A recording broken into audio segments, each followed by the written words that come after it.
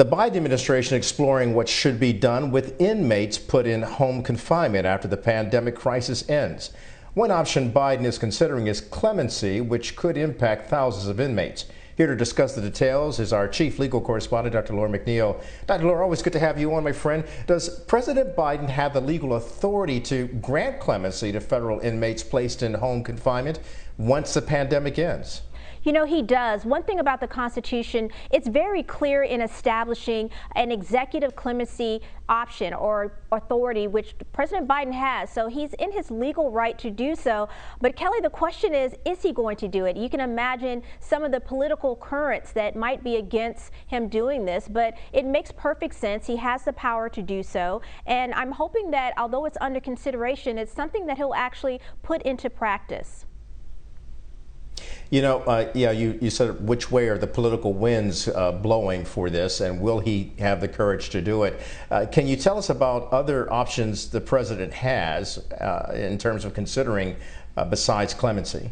Yeah, so one of the things that the Biden officials are considering in terms of, what do they do when the pandemic ends with those thousands of inmates that were allowed to do home confinement? Do they send them back to jail, which by all means a lot of prison advocates says is very inhumane. And so they're also considering the fact that there is a clemency law. There is a compassionate release law. And essentially what that statute says is that a judge can determine whether or not to release someone based on compassion. And typically the extenuating circumstances that justify that are going to be things such as terminal illness, if an individual has very serious medical conditions. An example would be, unfortunately in our family, my step-grandfather shot my grandmother.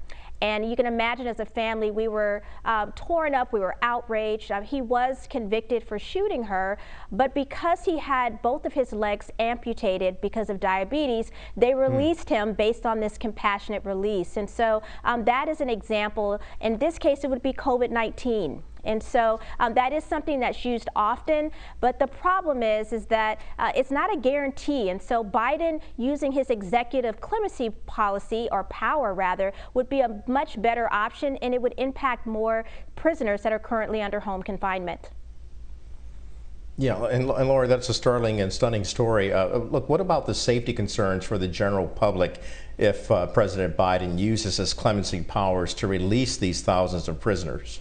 It's so unfortunate that, so many people have asked me that very question. The first thing they think is it going to be safe for the general public if you release thousands of prisoners? One thing it's important to note is Biden is only considering releasing drug offenders that are in prison for non-violent offenses. So these aren't people who've committed murder. These aren't people that have engaged in kidnapping. These are individuals that simply made a mistake. They may have gotten caught in possession of drugs because they had a drug addiction. So if he does use his clemency powers, it's not creating any type of danger or crisis for the public at large.